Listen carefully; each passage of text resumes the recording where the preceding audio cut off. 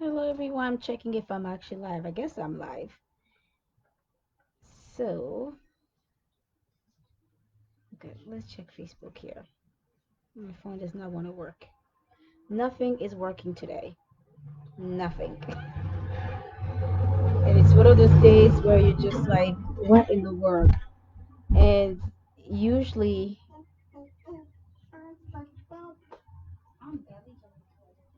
yeah, I can't even see it on here. There we go. So, oh, I think well, it's working. Now I can see it. Let me close my windows. So much noise here. All right. So, if you read the caption above me here, and see, can you see clearly now? And you're probably looking at like, oh, Shu has glasses.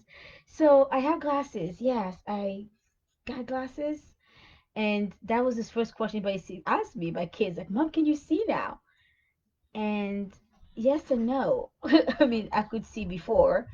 I'm still not seeing much different, although the glasses are helping with certain things. So with these glasses, I have things are a little clearer and they're not as double if you want to when I'm on the computer or reading. My eyes don't strain as much, so I can be on the computer a little longer. And I have the blue light thingy so that my eyes are not tearing. So there are benefits to the glasses, but the glasses are not fixing all my all my vision problems. So those who are new to me, just so you know, I had a um, health crisis 2.5 years ago. Had stroke symptoms and all of that. Couldn't talk, couldn't walk, and my eyes were out of whack. I couldn't literally, my eyes wouldn't even focus, and I couldn't. It was a mess. So, long story short, not even 2.5 years later, I still have issues with my eyes where things are darker for me. And that was a problem that I had before because of some family, hereditary stuff with my eyes, where things appear darker for me no matter what.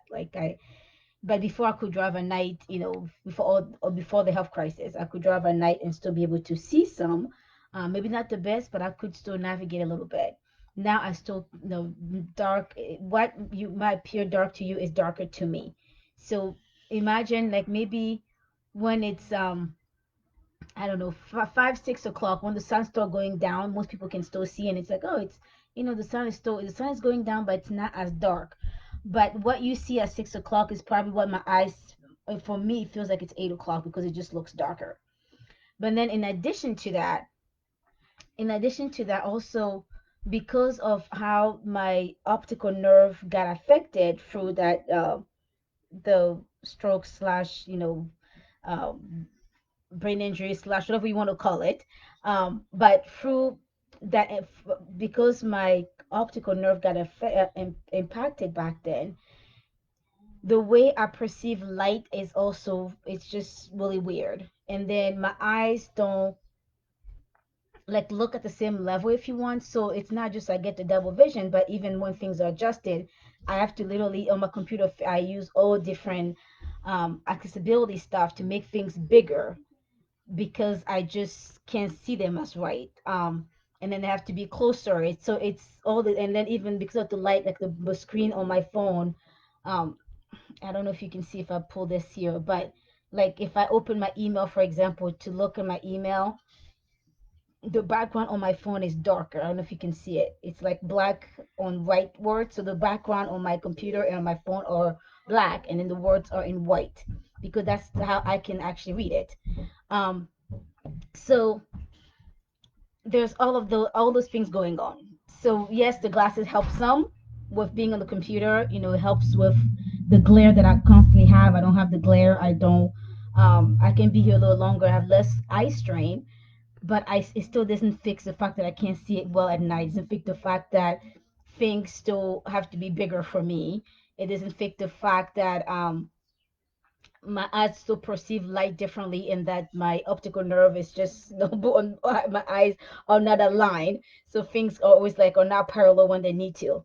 So there's all those things that this is just what it is, right? So I was just thinking today, I was doing with something else, and usually most those of you follow me here know that I love being my simple self. I usually don't dress up for Facebook Facebook lives. So I was doing something like, yeah, I look presentable. I'm not gonna come here in my PJs, but I'm myself. Like I don't pretend to be someone else. Um, but usually I do that again just because people need to know that you don't have to be perfect, whatever you call perfect, in order to do what you were born to do, what are you called to do, what you feel like is yours to do, to make your impact and touch lives and help others. Being yourself is the most authentic thing that there is out there, but also the most helpful thing there is out there. It's easier for you to be yourself than anybody else. So yes, although I'm wearing glasses, back to the glasses story. Although I'm wearing glasses, it still is not solving all my problems. So I have a tool that's not solving all my problems, and I'm going somewhere with this. And this all transpired for me tonight because I was working on something. I had my day planned out. I like was supposed to leave my house this morning, drop off my kids at a friend's house, go to the office, get work done. And I got up, I got dressed, I got the kids ready. We got in the car and we couldn't find the keys. That was since 9 o'clock this morning. Right now it's 8:37 p.m.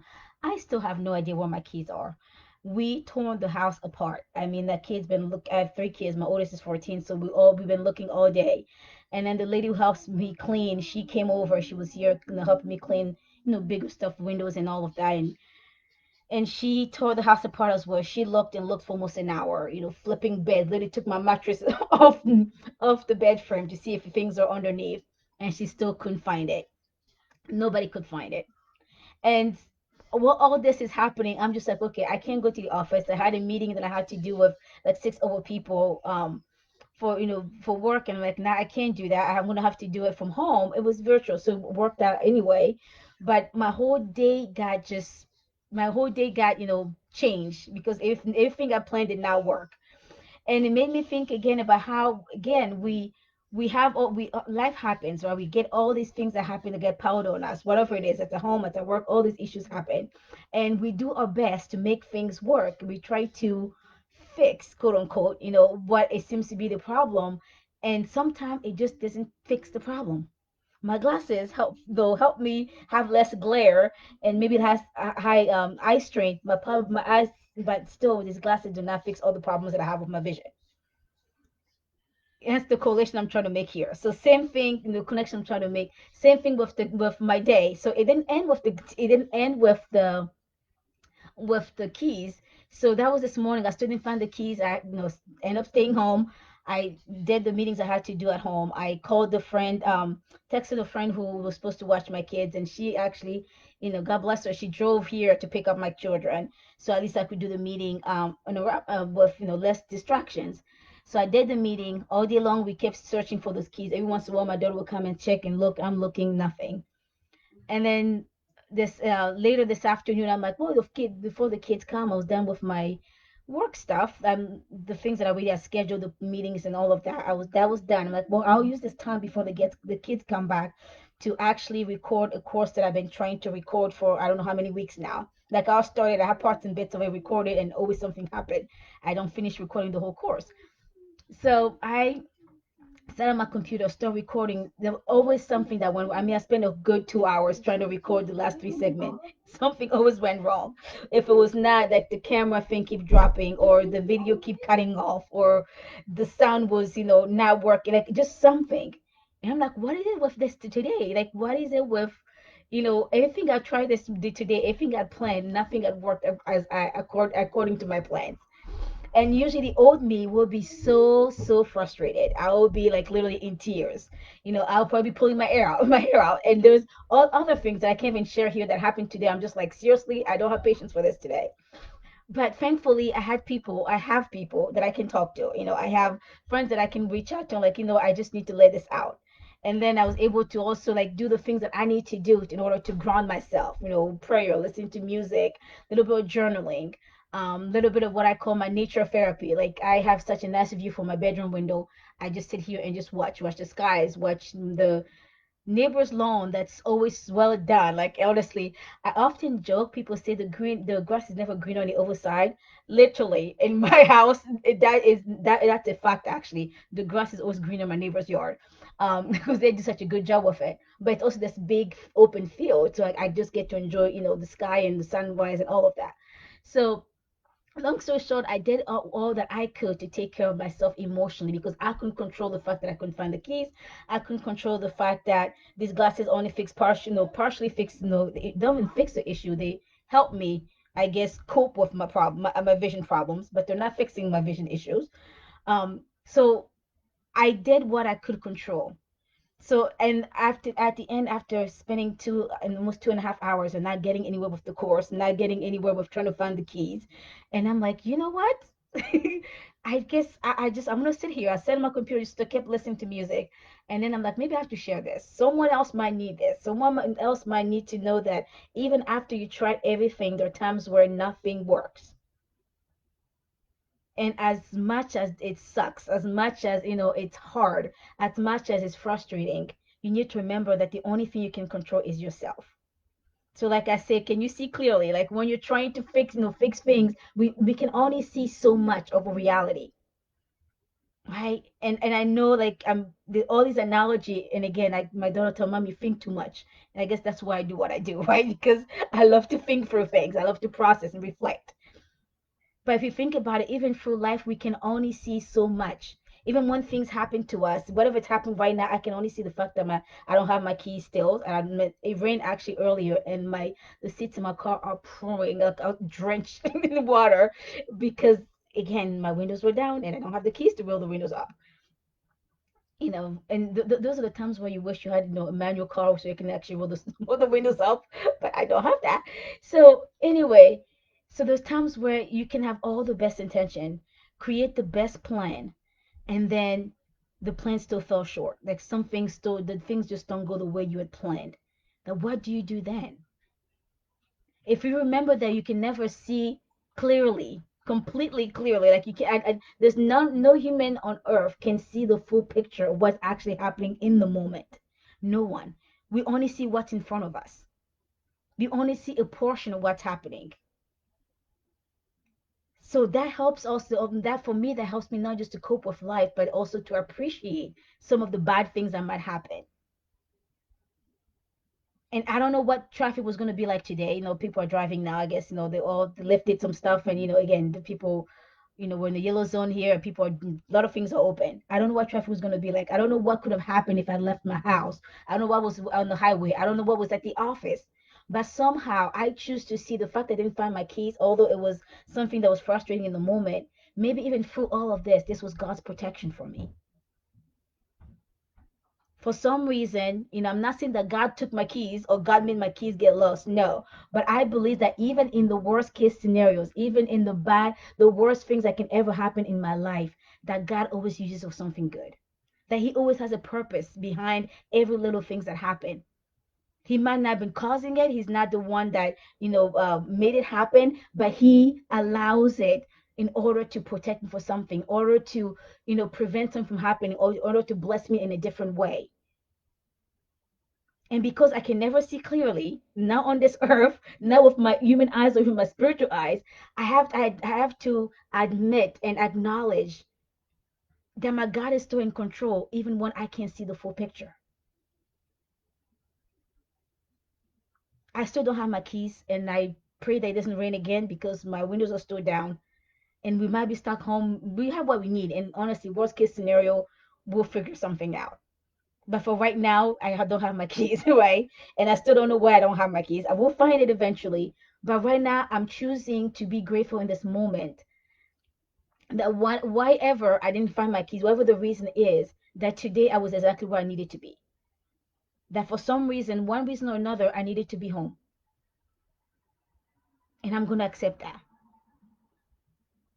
So when we don't, if we remember that we cannot see clearly, and we know that, God has more power and more control than any of us, and if we just allow Him to, if we willingly surrender even those frustrating moments, those moments that don't make sense, if we surrender to Him, remember that He sees the full picture, and He still says that all things, Yes, losing your keys, losing your job, losing your spouse, all things works for those who love the Lord. And I know I did not plan to come in your life. And maybe again, all of this, maybe somebody needed this message. And maybe because if I didn't go through this, the kind of day I had today, I might have not been inspired to do this message. These might be things that, these are things that I know to be true and that I believed any day of my life. But the circumstances of today forces me to even take hold of these, take hold of this message even more. So what about this course that I've been trying to record and nothing works, and record it today again, everything just fell through. And as I was trying for I guess it felt like the 100th time to try to record one more segment, and I recorded stuff, and it just didn't, you know, it just didn't work, work well. And at the last attempt I made, I'm like, okay, something just has to give. You can't keep doing the same thing over and over and expecting, something different. And I was telling this to myself, it's sure you can't keep doing the same thing over and over and expecting something different. Like you just need to stop. So I stopped recording the course. I went back to my music, put worship music on again to ground myself because that's all I can control. And I was listening to worship music, and I was just like taking time to decompress, to let out some of the pressure that I was feeling internally. And it dawned on me, it's like as much as I want to record this course and make it live for everyone, this course persists. It's a course that I've been doing um, with people live, or either at the office, as a small group, or doing it online, but in lifetime, like where I'm with them on Zoom at the time we're doing it. And so as I got to my last attempt, I realized as much as I want to record this, the content of this course is not one that's it's not like it cannot be done independently. People can often they can really watch the videos and do it, but they won't benefit as much if they're doing it on their own, because the way it is, it's just the way it's set up, the content that's covered. You need someone to walk with you on that journey. So I'm like, yeah, there we are. As much as I've been trying to do this, and sometimes we do things with the right intentions. Sometimes we do things because we know and we feel and we think that others need it. And I've heard people say they need this and they want this, and I moved on trying to get it done. And guess what? I didn't do. I didn't take a moment to sit down and pray, like, okay, God, is this the course you want me to record? And those of you who are watching, just like, okay, no, sure, you're getting too spiritual here, but it's we all have our own belief system, and I'm not here to those who know me know that I'm not here to scream, my Christianity on people. I rather live it than preach it. But I also know that some of us need to hear this.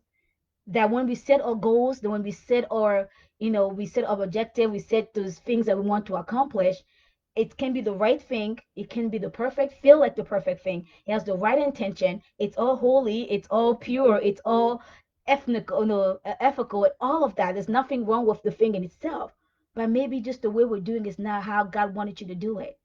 Again, we can never see clearly, never. Because as human, we are limited in our thinking, we're limited in our cognition, we're limited in our vision as it is. The little bit that I see here looked like it was good, but God, who has the bigger picture, for allow all of this to happen for a reason. And maybe you might see like, okay, you're way off, like you're really like spiritualizing every downfall in your life. And I'd rather be naive that way and trust that He still has something good for me than instead of being so independent and trying to do all on my own and hitting my head against the wall either way. And that's the choice that each one of us needs to make. Yes, this was not, like I said before, this was not even planned. No, I did not just come here and just because I wanted to, be live. I was recording a course, and this is maybe my, out loud reflection, if you want. But I know that someone else needs to hear this.